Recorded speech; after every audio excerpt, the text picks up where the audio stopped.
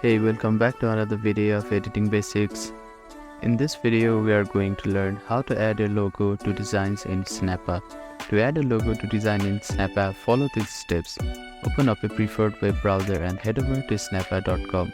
Start by logging into your account and opening the design project where you want to add a logo.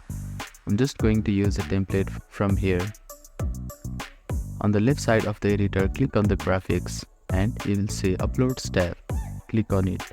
If your logo isn't already in Snappa, click Upload Image and select your logo file from your computer. Snappa supports various formats like PNG, JPG and SVG.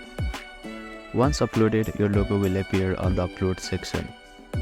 For example, this is my logo. Now, drag and drop the uploaded logo from the Upload section directly into your design. Now, click on the uploaded image.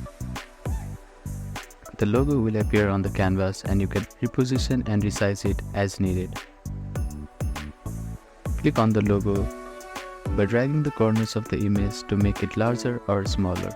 By dragging the logo to the desired location on the canvas, you can reposition the logo.